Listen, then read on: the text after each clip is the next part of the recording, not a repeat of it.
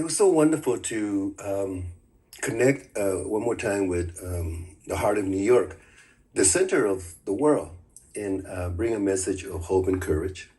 Have you been on a stage? I mean, in the last 16 months or so during this pandemic?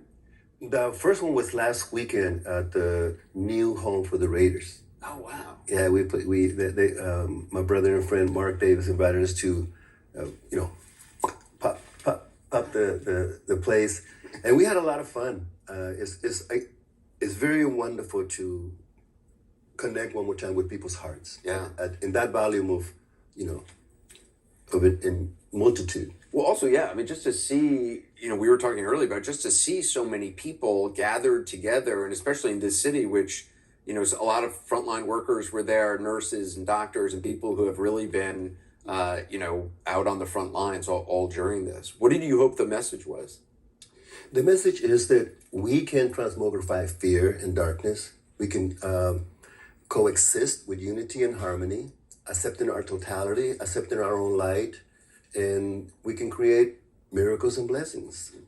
I've spoken to so many artists throughout the COVID-19 pandemic who talk about being able to feed off of that energy from the audience. What was it like tonight, this particular audience?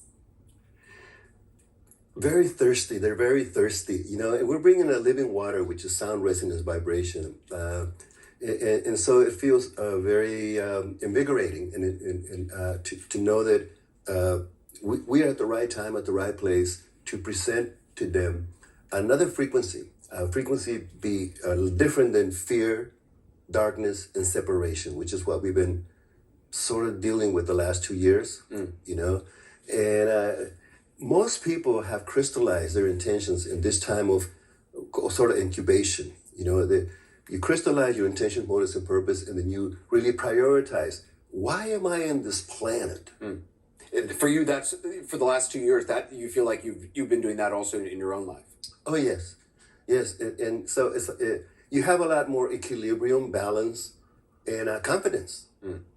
And I have to say, the other day I rewatched your Woodstock performance. Oh yeah, that 45-minute incredible performance that really made you an international superstar. I mean, can you believe it's been over 50 years since that moment? Where I am, time is an illusion. Where I am, I discard time and gravity. I want to be there. I want to be there too. I'm stuck in gravity and stuck in time. I'm lame. No. Yes. You just have to spend more time with your heart and less time up here. Well, yeah, I do. You are like speaking to my soul right now. You absolutely. You don't even know me and you know this. Because that's what's happening with everybody.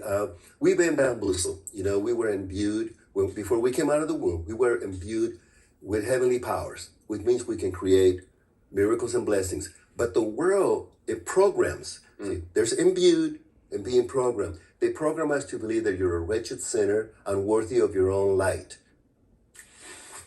I don't think so. You can keep that those beliefs to yourself, man.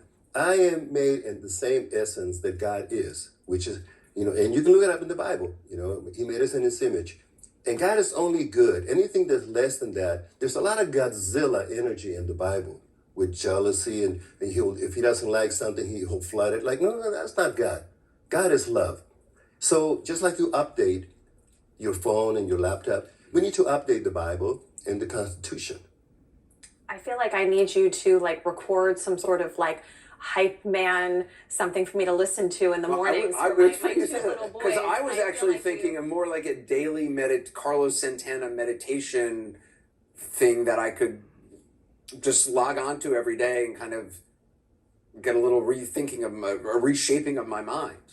Gratitude is very powerful. When you say that word, even before you say it, because we're at that place that you can program your whole molecular structure to say, today I'm only going to contemplate and entertain thoughts that are inspiring and elevating. Anything else, I'm going to go, no.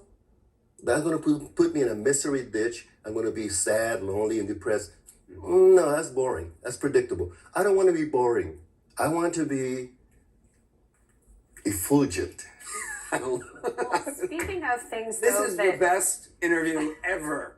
You're blowing my mind. But you also your new album is called Blessings and Miracles, Yes. which I love. I mean, what are the blessings and miracles? First of all, what can we expect with the album? I love to see people cry and laugh and dance at the same time because it means that my metaphor is like when you see a shaggy dog that's totally wet, and you start shaking out the water, and then it creates a rainbow next to the sun.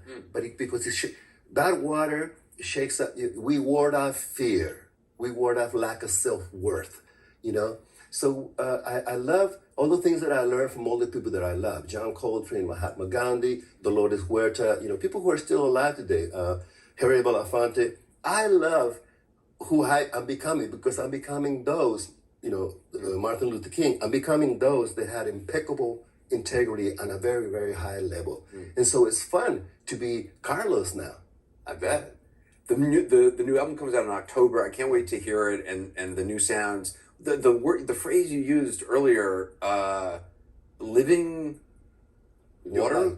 No, it's like living water. Yes. The music and the vibrations are like a living water. Yes. I love that.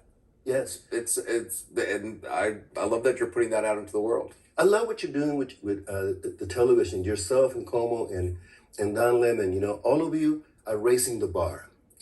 And some people are gonna resist because they kind of like living in this nightmare dream that they're living. But you're raising the bar because what I focus on when you present you and Como and Don Lemon is here it comes again. For the highest good of all people, impeccable integrity. If you're not with that, catch the next train because this one's leaving. Oh, well, thank you. I appreciate that. It means a lot. Carlos Santana, it's truly an honor. Ready for some music?